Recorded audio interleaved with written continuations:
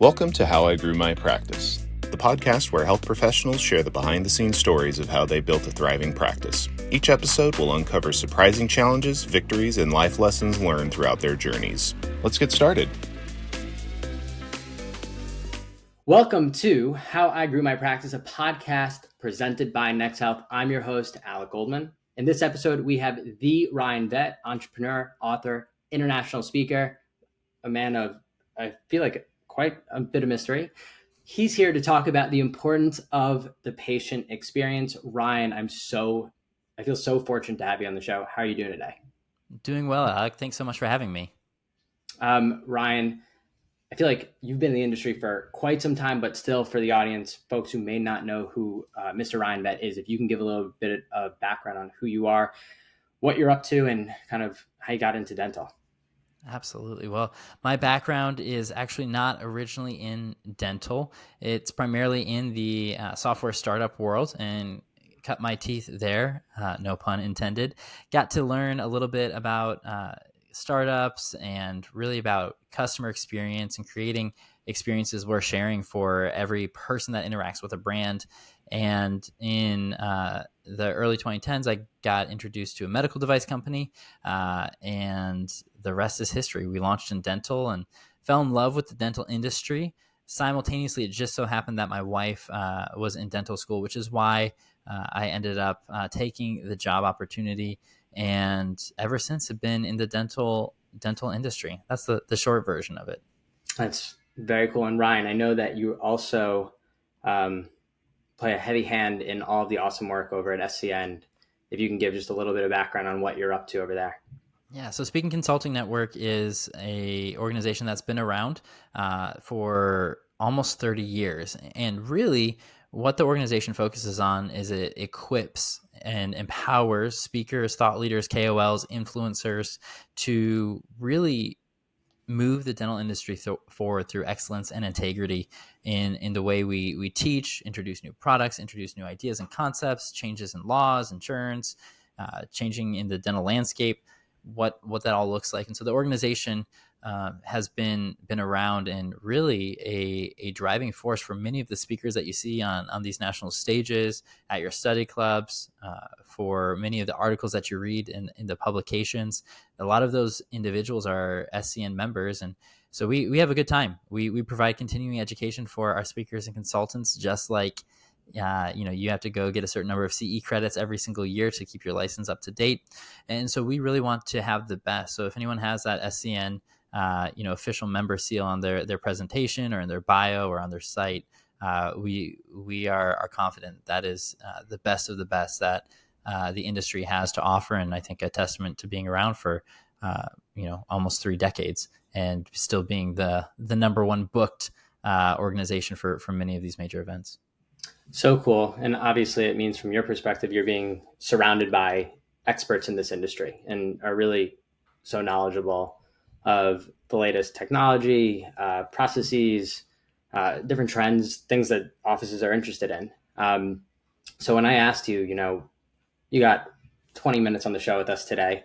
One topic that, really holds dear to your heart, what would interest you?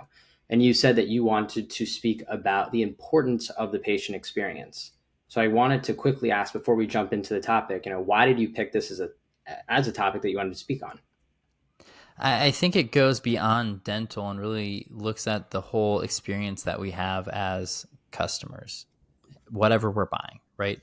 We, on average, studies show we make 35,000 decisions a day, and we're exposed to over 10,000 forms of advertisements. So we're kind of inundated. But the question is, what took a 43 square mile swamp in Central Florida and turned it into the happiest place on earth? Or what makes a product, a work product, like a utility, coveted by many when you put an Apple logo on the back of it? It's a phone, it's a computer. What are these things that have created an experience beyond just a utility or an amusement park? What makes them so magical, if you will? And I think dentistry has a huge opportunity because dentists a lot of times are not people's most favorite part of their year. They're not trying to get there, twice a year with bells on. They're doing it because they have to. And so how do you change that patient perception from the time they first hear about your practice all the way through the time that you say, hey, you've got these issues, here's a treatment plan, and you get to that yes for case acceptance. So that's why I'm passionate about it, because it doesn't just touch dentistry, but it touches every area of our lives. Yeah, you can see a world where, especially in dentistry, if you almost view going to the dentist as a requirement, baseline health. Right. I got to get my teeth checked twice a year.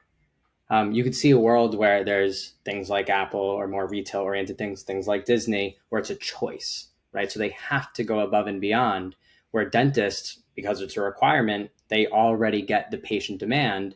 They may not need to. So given how many folks you're speaking over at SCN and the thousands of practices that you have spoken to, what are the components? What makes a great patient experience for dentists? The ones that you see as successful, what separates them from the ones who may not be really making their mark? Yeah, I think it really starts with that first impression, and then it goes to your interaction. Then it goes to that patient internalizing their experience. And then if it's good, they'll give you introductions to others. And if it's bad, they'll probably give you a negative introduction to others. But word of mouth is, still strong, and stories do travel. So I think it's really those things. And creating a first impression is so often overlooked in the dental space. And a lot of the reason is people don't like investing in first impressions, because they don't always amount to a clear ROI.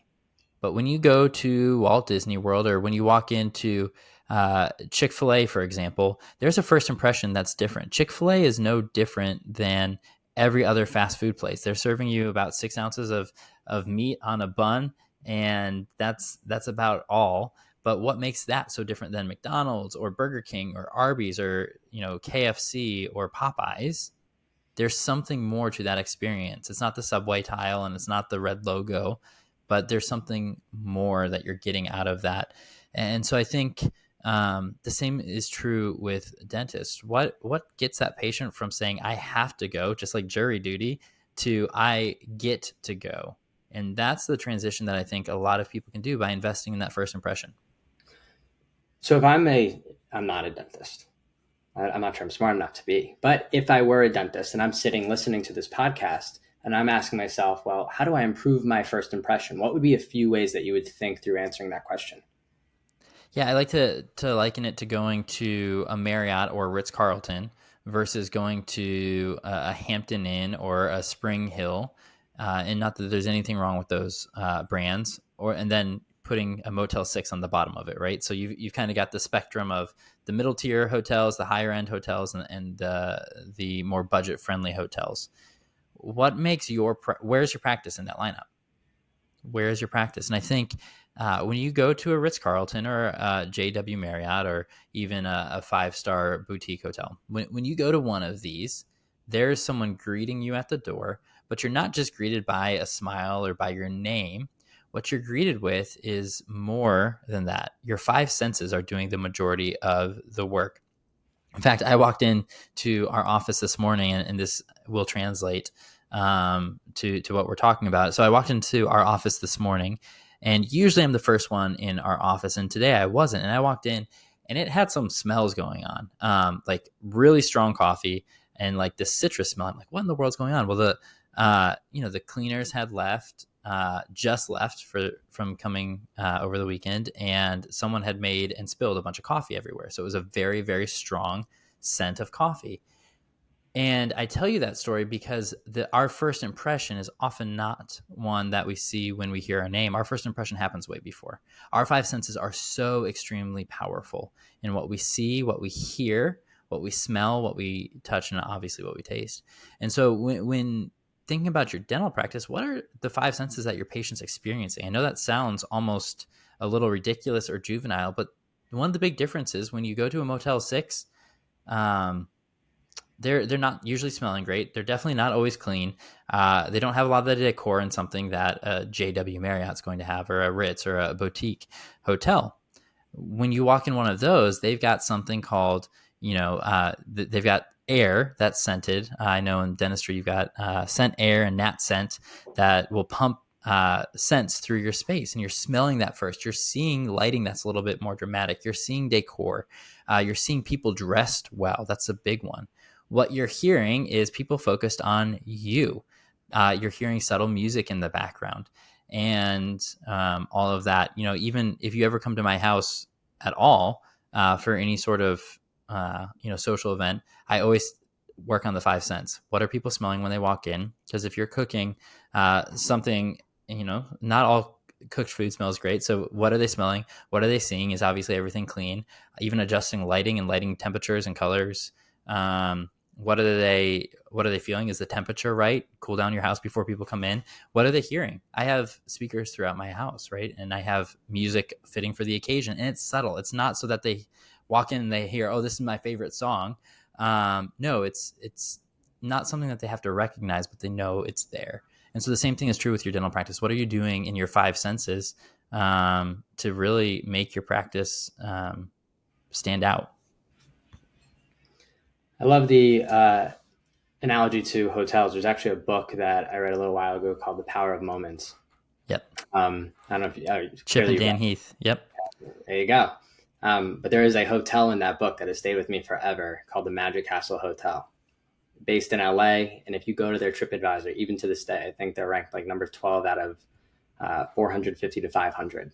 And this place does not look like the top 11 to top 20 hotels. And you ask, what is it that allows for them to rank so high? And it is things like free board games. They guarantee that their pool is at 88 degrees. They have a popsicle line next to the pool where you pick up an old looking phone, and the whole purpose of it is to order a free popsicle. And it's those tiny little magical moments that allow for them to differentiate their product from the rest of the hotels in the LA region. Exactly. I think there's just a question of what is the magic, what is the popsicle idea for each of these brands. Yeah, so the popsicle idea, I love that, and I actually that book is a fantastic book that I think a lot of people should pick up. So after you get to the impression, right, the first thing that we talked about, what you're experiencing right off the bat, you have to get to that first interaction, and so this is where you're actually connecting with your patient. So that's where the hotel really thrives. Their interactions with their guests at that hotel, the Magic Castle, are the popsicle phone. They are the perfect pool temperature. They are board games. Those are the interactions. But first, they have to have an impression. And impressions are predicated on expectation, which for the hotel, people have a certain expectation going to that hotel that they're going to get all those things. For a dentist, people have an expectation that it's going to be horrible. It's going to smell like rubbing alcohol or isopropyl alcohol, and it's going to smell like stale mint. It's going to smell like rubber gloves, like they have this preconceived idea. So once you get to that past that impression phase, the interaction phase is key, and that's where you have the opportunity to create magical moments. And I think getting them to the door is half the battle. But once they're through the door, then what are they experiencing? So some things I've seen in a dental office, once they're past that first impression, now they're moving on to the interaction phase. What is their smell? That's one of the biggest complaints you can see time and time again, other than pain, at a dental office, is it smells bad. What are they smelling? Well, maybe I've seen offices do different things, from having essential oils in the room to even giving like a little 2x2 that they can pin to their lapel that has their own custom scent on it. So as they walk around, they're smelling what's pinned to their lapel with essential oil, not what's around them. So, scent is a big one. And then kind of picking sound in a room, if you've got custom Sonos for their room or whatever the speaker is. So there's that side of it. But then what makes you different than every other practice? And I think that's where the popsicle moment comes in, right? Do you have a popsicle phone where people come up? And I think that's where the magic happens. Is your practice known for being the 5-star quality practice where champagne comes out on a silver platter before your appointment? And yes, I know a practice that does that, actually. Or is your practice known for making sure that you maximize everyone's time? And so you're efficient. There's no waiting in the waiting room. They get straight back to the chair. Is your practice known for one where it's more pain reduced or pain sensitive? So you take more time with patients to make them feel more comfortable, and you're going to move a little bit slower. What is your practice known for? And then figure out what you can do to go the extra mile. Are you sending birthday cards on their birthday, not through one of your softwares, but are you actually sending handwritten notes? Are you giving a gift card if they wait too long? What are you doing to go that extra mile and take that ordinary opportunity and transform that into an extraordinary experience? So I know that you just mentioned the very gimmicky happy birthday text that every single human in the country receives from their dentist when it is their birthday. So obviously that is maybe a pitfall of software, but what are some ways that technology is actually playing a role in enhancing the patient experience? I think technology has a huge role if leveraged correctly. I think there's so many tools that many other industries are using that healthcare as a whole, not just dentistry, haven't really adapted to maximize the patient experience. I think automatic treatment plan or care rather instructions via video that you recorded in your practice being sent as soon as the patient goes home. So they have care instructions, not printed out on a piece of paper. They can watch it on their phone. I think ease of scheduling appointments online. Now, I know people, especially front office team members, sometimes get frustrated or scared because it's going to mess up their whole schedule. But there are certain appointments, like limited, when you can fit that in and how long that's going to take and all of that. I switched eye doctors because I could schedule online.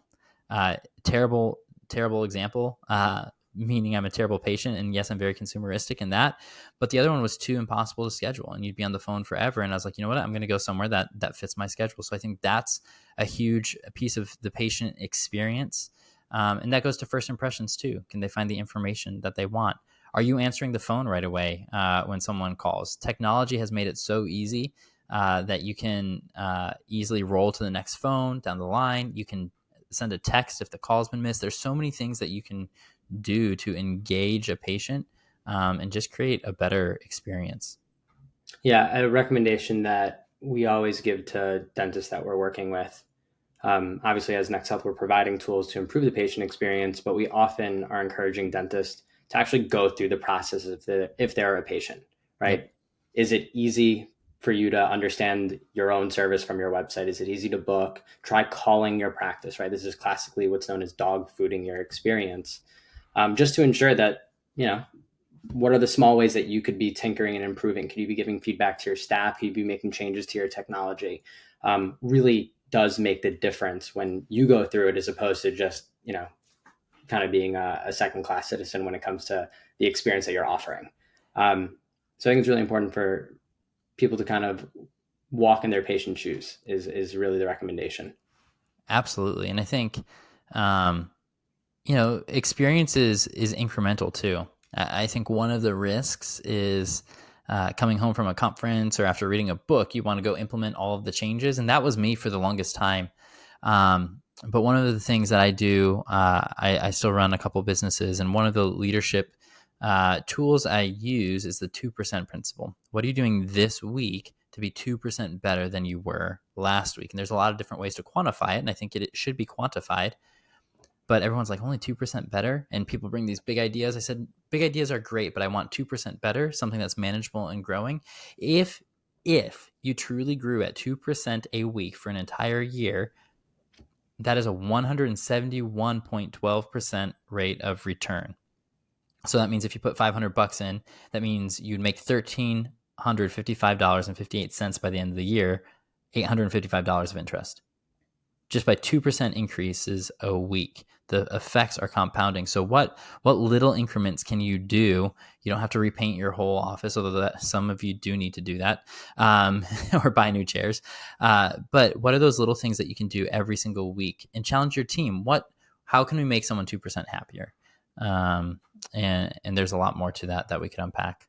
Yeah, and I know that there's a whole episode that we can have about how to create a culture in which you want to enable staff to really make that 2%. I love the idea of this 2%, just because it's so hard to make big changes. But if you were to approach every single day and say, what's the one thing I could do differently to make somebody's life different? What's the one thing I can do to make a process different, make it a little bit better? Your business becomes almost a different practice, to your point with the idea of compounding at the end of the year. Right. So staff who've often been in these jobs for anywhere between 5, 10, 15, 20 years, right? People of habit. It's really hard to think about that 2% change when you're looking at so much day-to-day similarity over a long period of time. What's your advice to teams, practices, dentists, to kind of figure out a way to make that change to enable staff to think about that 2%? Yeah, I think one is you can ask your patients and get feedback from them. The other part of it is take some tangible metrics. So time to check out, time to answer the phone, some tangible metrics, time sitting in the waiting room, and start measuring those, and then do some of the fun things too. If you've got 1,000 patients, because that's an easier number for me to do math on, and you were to do 2% of that, that'd be 20 patients for the year. What can you do for 20 of your patients this week? And then do 20 more the following week. Maybe that is a birthday card. Maybe that is hey, we haven't seen you in a little while. Maybe that's a fun holiday card as a team. There's all sorts of things that you can do to just do the 2%. That doesn't mean skimp out. Like if you have an opportunity to hit a home run and roll out the red carpet and bring the champagne, don't avoid that at the sake of saying, no, I can only do 2%. But instead of saying, hey, we've got to do these massive, grandiose things, just focus on these little bite-sized areas. It's like telling a toddler to clean their room. Or even maybe a teenager is a better example. You tell them to clean their room, they're going to say no. If you say, hey, clean your room for 2 minutes, they end up cleaning their room, the whole thing. Because now they have a time-bound, it's like, hey, I only have to do this for 2 minutes. Well, I've already started, so I might as well finish. And I think the same thing happens too with that 2% rule. Yeah, totally agree. And even the idea of saying, oh, you have 1,000 patients, how am I ever going to get to 1,000? It becomes something that feels like walking or I guess hiking up to the top of Everest. It's impossible. Yeah. It's something you'd say I could never do. But if you just kind of take the approach of one step after the next and say, let's just do 20 this week, it becomes much more digestible. Exactly. Ryan, we are at the 22-minute mark. So we're coming up at time. I want to just give you one last opportunity. Is there anything on the patient experience and, really making magical moments, one last piece of advice that you want to give for our audience? Yeah, I think the biggest thing is remember that an experience is made up of multiple moments, right? We're experiencing, they say the time frame of an experience in and of itself is 3 seconds. So I can't do the math, but you've had a lot of experiences in this one podcast listening to this. The question is, how do those experiences create an experience worth sharing, or that magical moment? So everything you do from the time they first see you online, visit your website, call you, walk through the door the first time to the time they leave, every single one of those things equates to an experience, and that's going to either leave a positive or a negative impact in your patient's mind. So it's the sum of all the experiences that create an experience worth sharing. Ryan, this was a really awesome interview. Obviously, it's a tone for me. Power moments, branding, just customer experience in general. I think these are topics that I know a lot of dentists can leverage and use on a day-to-day to improve their practice. So thank you so much for jumping on today. Awesome. Thank you, Alec. Thanks, Ryan.